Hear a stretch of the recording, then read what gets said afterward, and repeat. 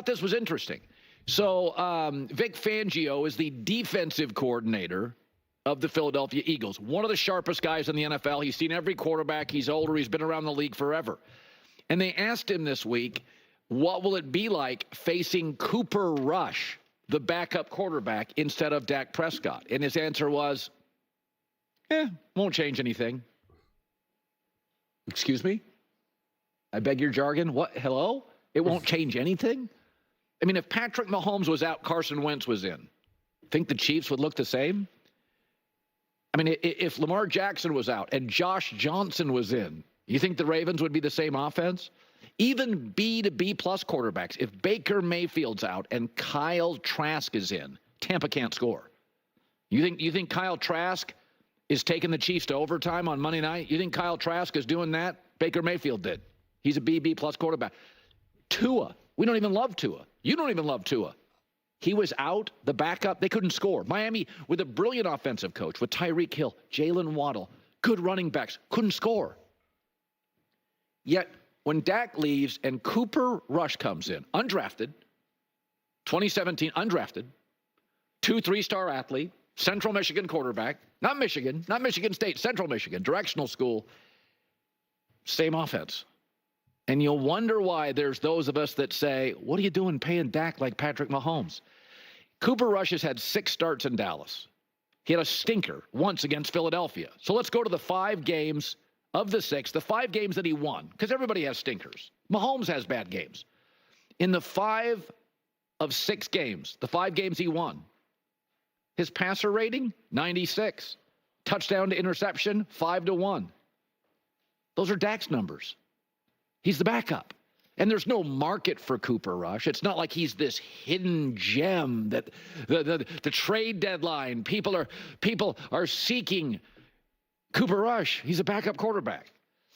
So this goes and really proves at the core, the film doesn't lie, that Dak is living off the affinity Jerry Jones has for him, and he's living off an early reputation based on weapons when he wasn't paid very much. Dez and Amari Cooper and Zeke in his prime and the Cowboys' top offensive line in the league for about a 5-year run. He's living off that. I mean, Sean McVay moved off Goff. Goff's better than Dak. Alex Smith was in Kansas City. Andy Reid moved off him.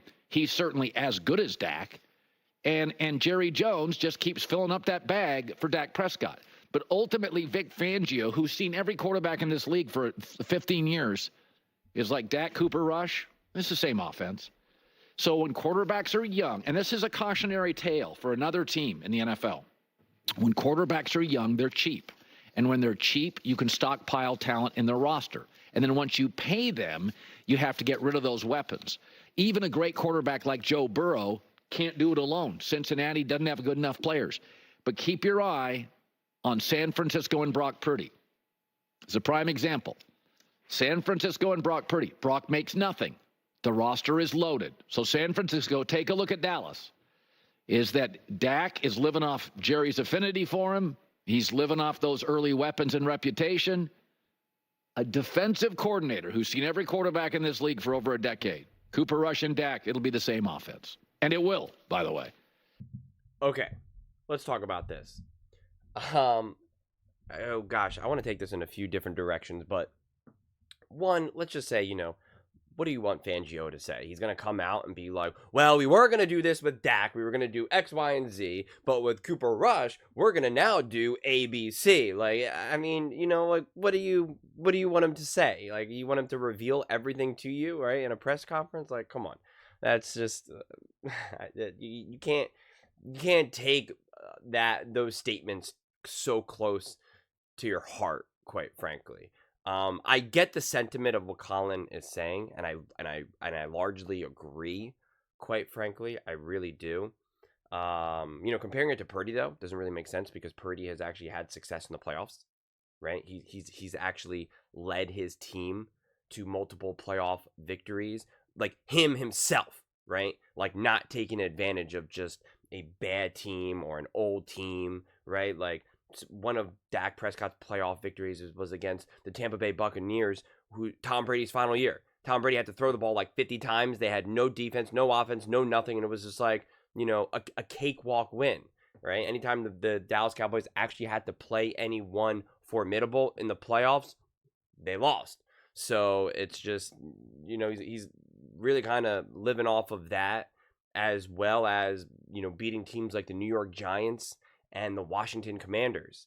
So when you feast off that and your early success, and then it's like, there you go. Everyone thinks that he's this top elite quarterback. And,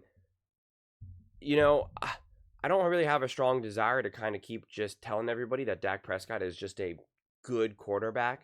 I've done that enough, and yet people blast me and try to act like I'm a hater, right? People try to come at me and say, oh, I'm just being a hater, I'm just being a hater, I'm just being a hater. And it's like, the answer is obvious, right? The answer is obvious that he is just a good quarterback, right? And I've said this now many times, that who Dak is his baseline is a good quarterback, right? Pretty good quarterback. He's a starter in the NFL, and who can do some really great things, right? Absolutely do some great things, but then also do some absolutely boneheaded, awful things. And the bad balances out the good, so the bad balances out the great, so you just get good. You just get like, yeah, a good quarterback. Yeah. You can't rely on him. He can't overcome stuff. And that's what I was pointing out. Colin did it for me, and I said this before, I think maybe on First Things First, like the Quarterback Mountain or whatever, where it's like everybody wants to blast Dak or defend Dak because they're like, well, what do you want him to do? Who does he have? And Baker Mayfield now is really is a perfect comp for this. Baker Mayfield with the Buccaneers have nothing, right? No wide receivers. They're decimated with injuries. Decimated. Going up against the best defense in the NFL, the Kansas City Chiefs. Baker Mayfield's balling. I mean, he's a gamer. He's taken them to overtime. Dak Prescott still having CD Lamb, still having some weapons, still having someone to work to. Baker Mayfield has wide receiver 4, 5, 6, okay? Dak still has CD. Can't do anything. Right? His accuracy has plummeted. And again, your accuracy, which is not completion percentage, your accuracy has nothing to do with your weapons. Has nothing to do with your offensive line, your run game. It's how often do you deliver the ball accurately in a way that your receiver can catch the ball. CJ Stroud has no weapons right now. No, like arguably the worst offensive line in the NFL. Yet his accuracy is still like 75%. Like, that is the answer right there. For a seasoned veteran like Dak is, I can give the benefit of the doubt to like a first year, second year, third year player. Third year is probably a stretch, but first, second year player. Because you're like, well, listen, he doesn't trust the pocket. The pocket keeps collapsing on him. He doesn't trust his receivers. He's trying to make too much out of nothing. And so you're not maybe delivering the ball as accurately as you would if you had a cleaner pocket, et cetera, et cetera. And you're also trying to like learn stuff. You're a young player. You're trying to figure this all out. I could make the argument that there's just a lot on the plate for a young quarterback. Dak does not have that excuse. He just doesn't. He's making bad decisions, bad throws, occasionally great decisions, occasionally great throws. And so this is who Dak is, and they just paid him $240 million. Like, now people are trying to act like, oh, hey, let's give Trey Lance a chance. And it's like, I was talking to someone in the comment section, and if you're watching this, like, I'm not calling you out at all. I enjoyed the conversation I had with you. But he just brought up, it was like, oh, wouldn't it be kind of, poetic if Trey Lance takes Dak Prescott's job like Dak took Romo's job? And it's like, guys, they literally just paid Dak Prescott $240 million. He's not going anywhere. He's not going anywhere. Trey Lance isn't coming to save the day. Cooper Rush isn't coming to save the day. Dak Prescott is going nowhere. He is the quarterback for the Dallas Cowboys. And it's just, the Cowboys continue to be a mess. You see what it's like to have an offense that truly hums. You see what it's like to have a quarterback that can truly get the job done. You see what it's like to have a team that's actually prepared, resilient, well coached, right? Connected. And the Dallas Cowboys have none of that. They have none of that. Seriously, look around. What do the Cowboys have? I went on a whole rant about the injuries and the issues that the Rams have faced this season. That I already made a video and posted that. And I was like, at the end of the day, you have Sean McVay, Matthew Stafford, and a couple weapons like Cooper Kupp and Puka Nacua. Boom. That's good enough for you to be a legitimate team. That alone. What do the Dallas Cowboys have?